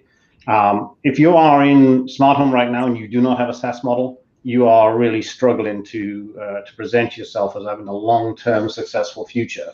Hardware is definitely not getting the resonation that it previously did. It doesn't get the attention. What really gets the attention is that combination of having hardware, services model, and layering your services to create a growth SaaS that you can do on top of that, and finding a way to access to the consumer in a way that the consumer will pay, which is, for me, is called it's through indirect methodology. You can't make this direct methodology work, which requires guys who already have a relationship with the home or with the consumer. So those are the areas where investors are going to be looking. And if I look at the explosion in those areas, and with some of the announcements that start to come, I think in the next half year, you'll see a much more investor trend into that rather than sitting on the sidelines. That's very helpful. We have a report in the early part of next year called Safe Space, and we're really in December. We'll be asking consumers a lot about how they want to change the way they live in their home. Things like touchless controls and indoor air quality and lots of those things that are looming really large, we believe. So I would very much agree with you. Who else would like to weigh in here on just kind of long-term lifestyle shifts that are watchworthy? Maybe I'll jump in on.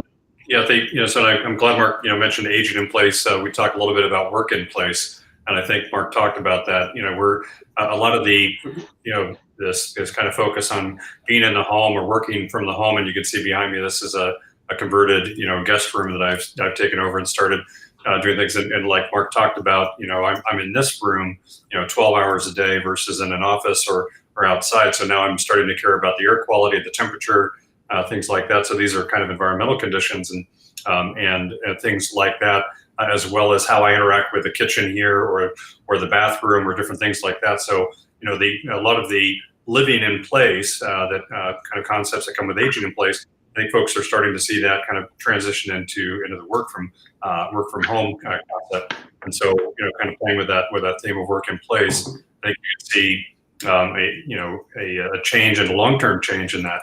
Many companies are making near-term changes or adaptations to allow their employees to work from home.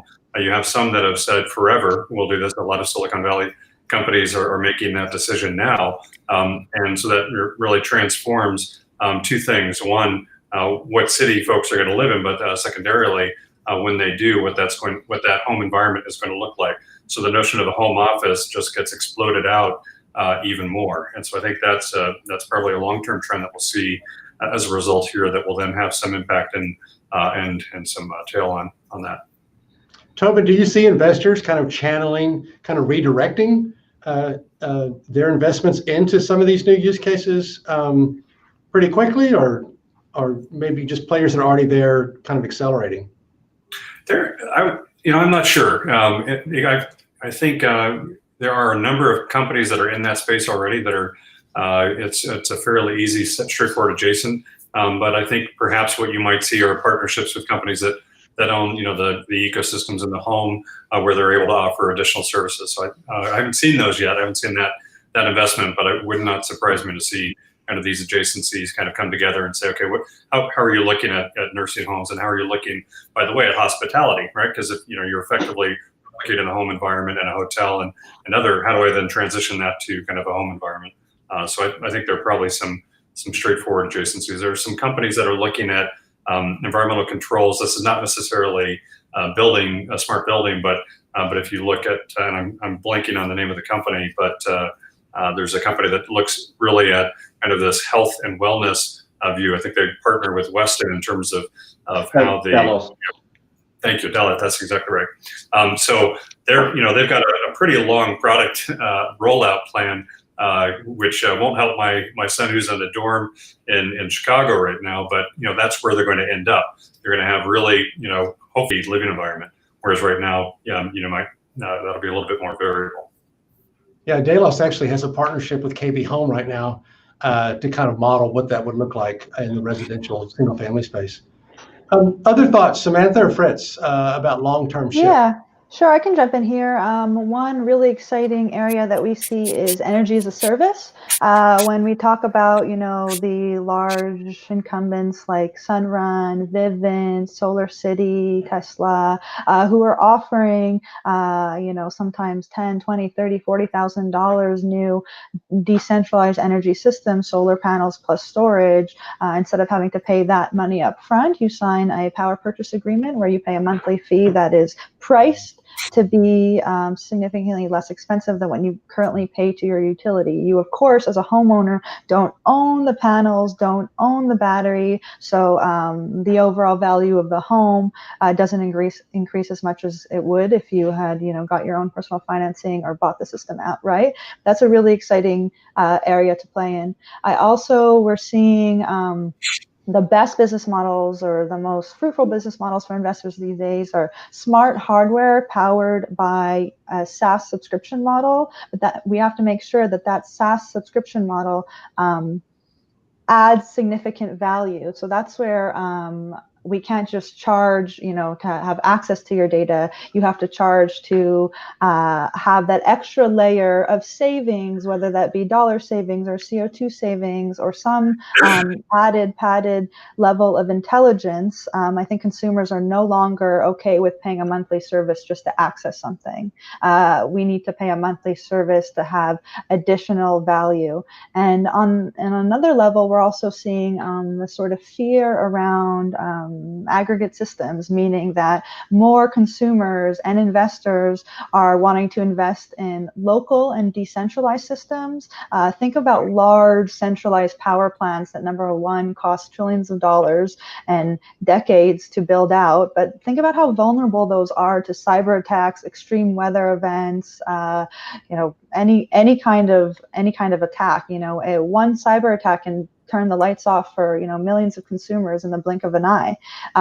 Whereas when you generate your own power, you're protecting your own little, what's called nanogrid, your own home system. And if, for example, even your neighbor, anyone in your community loses access to power, there are systems in place to be able to use your solar panels to share energy, peer-to-peer energy trading with your local community. So I think this idea of strength in numbers, and a decentralized system is a lot stronger than, you know, the old school, more traditional macro or aggregate systems, is something that is really, really interesting and really in line with what we're doing here at Osiaco.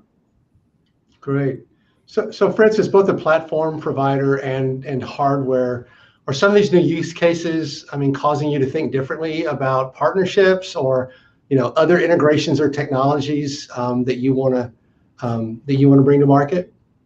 Yeah, I mean, I certainly agree with all three of the other panelists around the prevalence of work from anywhere and aging in place trends, as well as energy management.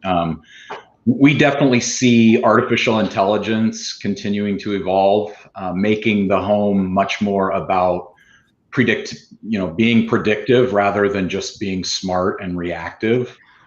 We definitely see voice continuing to evolve around natural speech recognition, just the quality of that from where it is today continuing to get better and better. I definitely agree with Samantha, and it's a big part of our business future plans is around the SaaS and PaaS business models. Subscription-based business and the recurring revenues are really important going forward. For us, cybersecurity and data privacy, given the evolution of the laws, is another area where we're spending a lot of time and investment and mind share around that. And then on the product side, you know, I mentioned before, smart kitchen, air quality, UV sanitation sorts of devices, contactless entry, all areas from a product standpoint. But most of our area of focus is around delivering enhanced cloud services and AI capabilities. Sure. So this next question is really more of an investor question, but I'd love to hear your perspectives about how you think investors may change the way they relate to the smart home industry. You know, early on I showed that chart of, you know, seed versus early stage versus late stage, et cetera. How do you think COVID might influence kind of these investment strategies in the near term, right? Are we going to see seed money become more available, less money? Are we going to see more late stage investments to keep companies sustained through more prolonged kind of return life cycles? Or do you have a take on what those seeking investment out there might expect given the current environment? I'll let anyone jump in here. I can jump in here. What I'd say is definitely there is a clearer and more emphasis put on strong fundamentals and path to revenue, whereas before it was a little bit more, you know, scale at all costs, and then we'll figure it out later. We're definitely still seeing a VC fever pitch, and I'm speaking as Osiaco is an older startup. We're about 6 years in now, but we're still certainly a startup. And we're definitely seeing a big VC fever pitch, but a lot more time and depth spent on due diligence. And now in a world that we're living in today where due diligence is virtual, it's definitely been a lot more different and exciting, but different than our previous rounds. Now, I think that our VCs are still, you know, they still have the same exit targets. They still have the same fund life cycle, same number of years to exit. So I think that, you know, if an average fund lifespan is 8 to 12 years, even if COVID does last 3 years, that's just 25% of that fund life cycle. So in the decade when they're, you know, have to return the money and their profits to their LPs, they're still going to be graded under the same criteria. What that means is that they still have the same amount of money, just probably less places to put it. So when they do put it somewhere, they're putting a lot more than they maybe would have otherwise. So that's very exciting for companies with strong fundamentals, a strong business models, strong hardware and subscription models, and a clear competitive advantage through patents and, you know, innovation. So for the companies in the smart home space who are solving really those juicy, hard scientific and engineering problems, that's great. But I think all the hype and all the fluff is definitely being weeded out more than ever. Okay, great. Maybe Brad, I could step on that second part of that question if you want. I agree with what Samantha said. I think I wouldn't like to be raising seed funds right now, that's for sure, because I just don't think there's anybody that's taking the risk. I mean, the entire community is gun shy. You know, I've spoken to a lot of people in our investment orbit, and across the whole COVID period, and most of them, ended up restructuring and going through all of that with their existing portfolio companies. And a number of times I heard, well, we're really focused on seeing if our portfolio companies can survive before we'll invest again. And I mentioned earlier that dry powder is still out there. There's a lot of it. The funds that Samantha was talking about, they have to make a return. Right now, they're just trying to hold on before they make the investments. Or, and we're a little bit lucky, if you're 3 or 6 years into this, you're at a different stage potentially in your business model to get the investment. So, when they do then they are then spending a lot of time talking, a lot of time in diligence, and waiting to see, okay, let's take that to the next step. If you guys just make that one more hurdle, then we'll invest. And I think that goes on consistently across the industry. But there's no money really coming into the seed fund side of this equation. And I think it was mentioned earlier about single family offices or individuals also not adding to that seed fund pile. And I think that's where the gap is going to be in 1 or 2 years, when you're trying to look how your fund's going to make a return. You just don't have then the rising stars coming through, and so you're ending up banking more on fewer and fewer companies. Which is kind of what Samir was showing in the European market, where the seed money kind of dried up, and it was a concern that he had expressed. Yeah. Other thoughts, Tobin, Fritz? Yeah, I don't know that it's necessarily redirected a lot of money. I certainly agree with the others and around the challenges if you're looking for seed money. The areas that are garnering interest, I think, have been trends that we've been seeing for the last couple of years. So data analytics being a big one, seeing companies around cybersecurity growth, driving new cloud services, the subscription models. We heard from Ann Ferguson a couple days ago from Alarm.com showing some really good data on just how fast subscription-based businesses are growing. So to me, that's the area where venture capital is looking. They're looking for good fundamentals. They're looking for businesses that are going to bring great returns and predictability around revenue models. So I don't know that COVID's necessarily changed a lot of that. It's created caution for sure. So really having those fundamentals in place is kind of the key. Do you think anything will change about how investors kind of relate to entrepreneurial leadership, in the way they mentor them, guide them through these very difficult times? Tobin, I see you shaking your head a little bit. Do you have any thoughts about that? It makes a lot of sense. Because we're not operating the same way we used to. I think that will stay. So how are you, a lot of these go down to how do you manage people, and how do you do that in this environment? So I think you're probably right on that, Brad. And I agree from the other three. Works. The last several years, we've had so many VCs at this event, talk to startups. And one of the things I always hear them stress is use us, right? I mean, we're your greatest resource, and listen. And so I just wondered what this group's take is on the nature of that relationship. Samantha, have you used kind of your investment partners as advisors? And I mean, we're lucky to have a wide variety of blue chip partners, as well as local, also amazing partners here in Canada. So they have certainly, guided us along the way.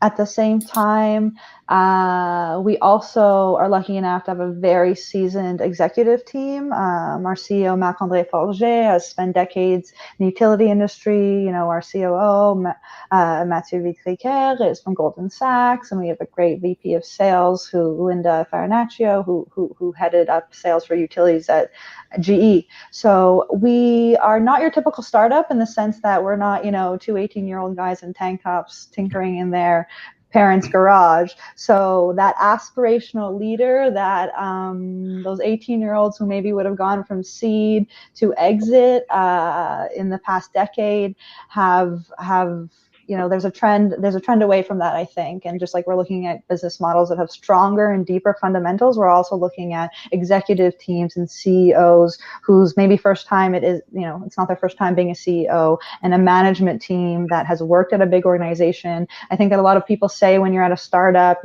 the people who join startups at the beginning are the scrappy ones who want to stay far away from large organizations and that kind of culture. But eventually your hopes is if you're successful, your scrappy startup will turn into a large organization that does have processes and does have those kinds of employees. So from our point of view, yes, we always seek advice from whoever we can, and our VCs are obviously experts in the space. But I think we're also lucky enough to be able to weather this storm with a seasoned executive team, and the feeling that our management is definitely not running around like chickens with their heads cut off. We feel confidence, and I hope that a lot of other startups and companies in general have a management team that we can point to and feel secure about. Yeah, that's fair, and it's a good point. There's a big difference between seasoned executives who bring years of experience as opposed to those who don't. So yeah, thanks for reminding us about that. I do want to remind our audience to get their questions in using the questions tab. We've got some more time left. I guess one of the questions I have is just about the process of raising investment capital in these times.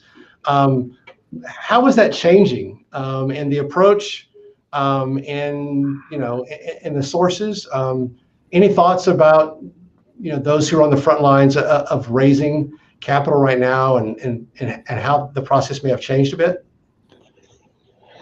Yeah, I can help step in there, Brad. I mean, I think the process is basically the same. It's definitely longer.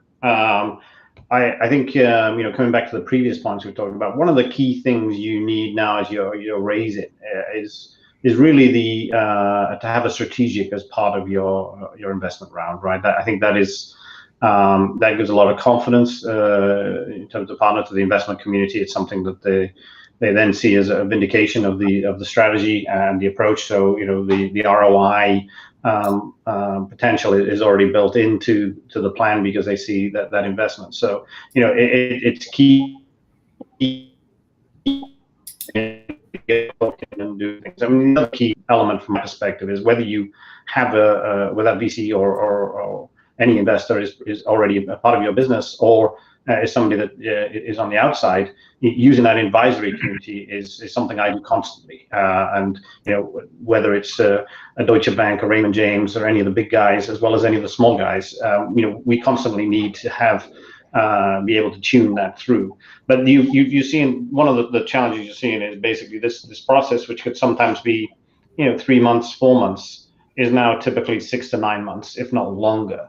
And it requires many more steps, which means as a small business, you have to invest more in the infrastructure around being able to service those investors than you want to, and the time that you want to. You want to get back to making your products, but unfortunately, it consumes a percentage of the time to do that. And I think those will settle down and come back. I think they'll come back as the market gets more confidence. I think we'll be living with this until at least the second half of next year.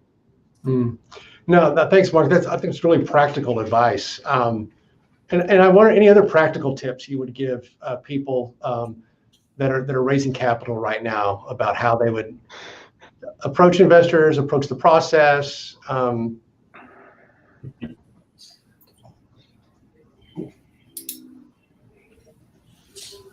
I think it's Tobin, and I think the common sense approach, it makes a lot of sense right now. As Mark and Samantha and Fritz said, not a lot in seed, so that's going to drive you to strategic partners. And so if you've got an ability to focus on that, I think that's helpful. That kind of proven line is useful. So thinking in those terms probably right now is a good hedge. Sure. So one question that just came in from the audience, Mark, is directed at you. It's simply someone asked, would a stronger ecosystem make it easier for you to raise capital? I think ecosystem is an interesting thing in our industry, in the smart home industry, quite honestly, because there's like a constant reinvention. I mean, of trying to create that ecosystem. I'm hoping Tobin's cracked it this time, right? So I'll be very happy, and we all will, by the way, to have common standards to work with, because one of our challenges is the amount of investment we have to make to solve for the lack of common standards. And this, unfortunately, it's not our first rodeo at trying to solve this problem, but I think this one's got more legs than the ones previously. So I'm hoping on Tobin solving that part of the problem. But it's a challenge. I mean, it's we are definitely in an area where we've got to make a lot more of that investment. Yeah. Well, Tobin, do you want to talk about just how your expectations for chip and is kind of smoothing the road a bit and reducing some risk? Yeah, no, that's happy to, and that is Mark put it well. Can we finally solve this? And I look at this as kind of like a natural evolution of markets, right? I mean, you have different companies that prove a market. I think you had a lot of closed ecosystems, and it's the story we all know. And once you kind of prove the business model for that, then you can move those into standards and let that be kind of the infrastructure, and then figure out then really how to develop that. Right now, this is a really kind of, it's following that typical market approach, but also you have, and we talked about this, the notion of kind of distributed intelligence, AI, all of these are evolving technologies. And so, as Fritz talked about, getting past just reactive, but then getting into predictive, that's really where we should be going. We are going. But in order to do that, you have to have these kind of normalized systems underneath. And so standards like this really make a lot of sense. I've had conversations with these companies for over a decade. It's not a surprise to them, but it is, finally, I think, gotten to that kind of breaking point where, those individual silos grew and grew and grew, and that's great. And there's a lot of value in those. There's a lot of money in those, and there's still a lot of profit. But this, to really unleash this market, there isn't one magic algorithm that gets you through every ecosystem in a way that you don't have to take anything out. And so I think that recognition really drove that. So I'll say two things about kind of this project right now. No one's under any illusion that this is not going to be incredibly difficult, because as we make that step from really entrenched and justifiably so interests and investments in their own business models, getting past that is a very tough thing. It takes a lot of work, a lot of time. We've done that over the last 10 years, and we've got that commitment. And that's the second part, which is despite what are some very difficult steps that we are going through right now, making good progress, there's a huge amount of investment, but there's more importantly a huge amount of commitment. And so regardless of what hurdles we hit along the way on arguing over different potential function sets or kind of how ecosystems talk to other products and things like that, there's enough of a recognition, there's enough of a critical mass from all the companies involved. And the other part of this that's probably worth mentioning is that this is more than Silicon Valley, right? I mean, you've got Tuya, Fritz's company, several others, Xiaomi, Alibaba, others from China, Deutsche Telekom, others from the UK and from Europe that are participating and driving this. So this is really on the order of kind of where we were with GSMA a while back, where we really finally have that kind of portability, and something that Mark was really taking on with Cerent back in those days.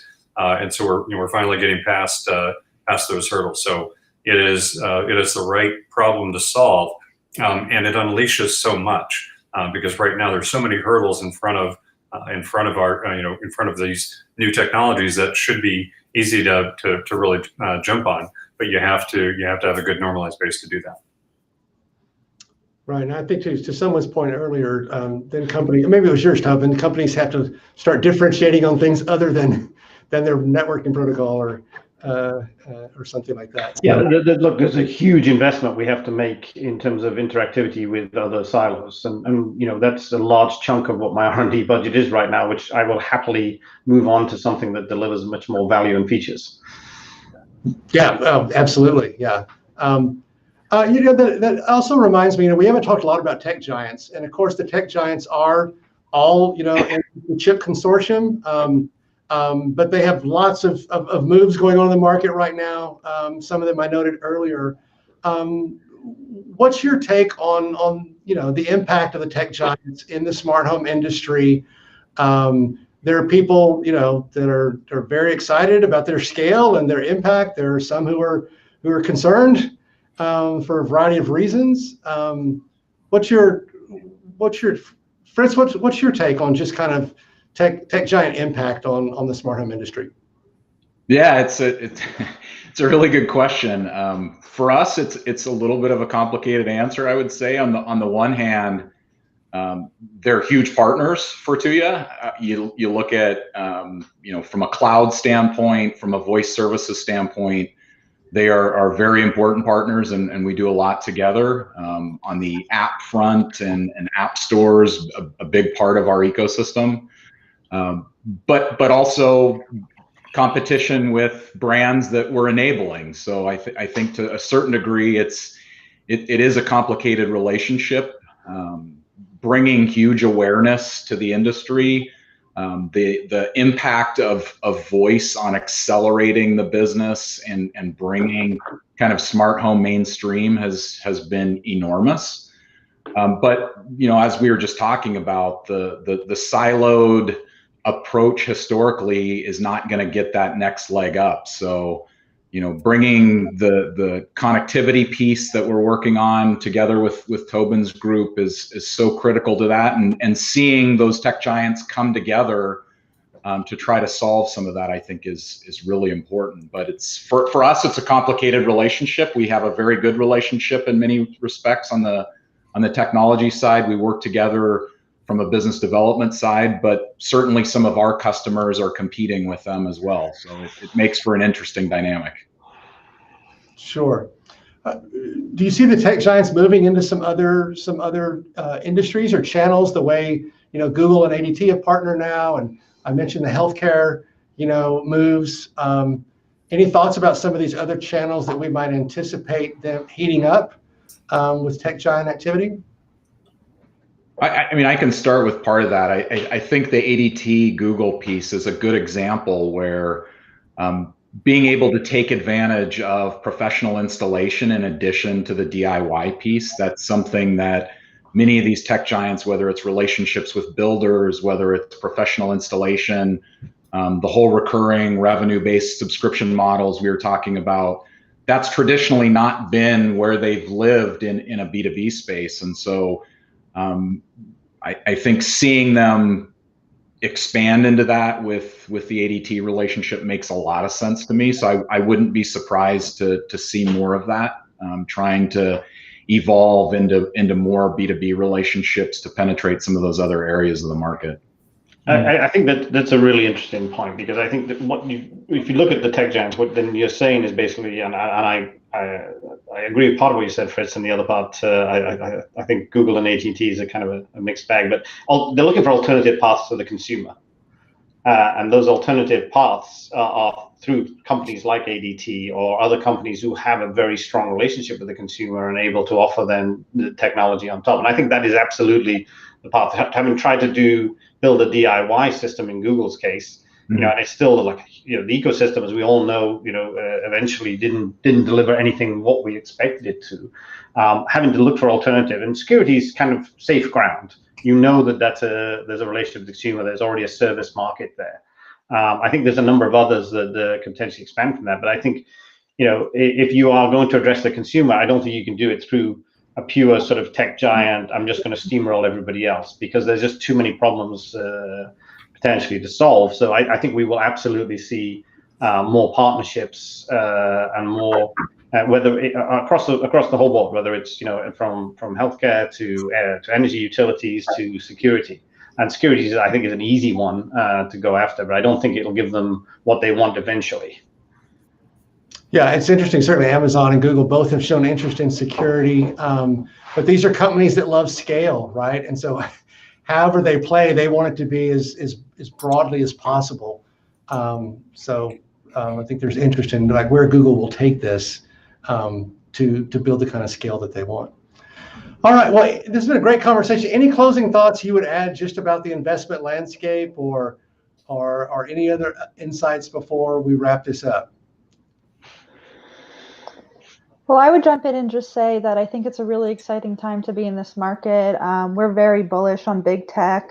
They look to startups like us to develop our early adopter group, very, very excited community, and develop our own patents. And the time that it takes for us to get to scale, they're ready to come swoop in, and we're very welcoming to have amazing, to develop amazing partnerships with them. I mean, they're in our homes, they're in our kitchens, they're in our bedrooms. They know us better than we know ourselves. So if we can bring, and startups in general can bring that piece of innovation, those patents, and we can take the time to do R&D and develop new scientific breakthroughs, and then partner with a big tech company like Google, Amazon, and the rest to really help deliver to the customer in a way that is customized, that works for them, that is local, that is secure, that is private. We're more than happy to go down that route. Great. All right. Well, Samantha, that's going to be the last word. So thank you very much to all of you on the panel. Thanks for joining us today. And let me just say to all of you who've attended one or more sessions of Connections Community this week, thanks for doing this. We know that this is a completely different experience than flying and sitting in a hotel and being undistracted. So we know you're trying to do a lot of things, and so we're really appreciative of you joining us this week. I want to say a special word of thanks to our production team. Behind the scenes here, the people you don't see, they have just done a stellar job this year, transferring all of our online events into virtual experiences to benefit all of you. And so I'm enormously grateful for them. We do have a networking discussion after this as we wrap up this session. So please take an opportunity to join in that final face-to-face interaction.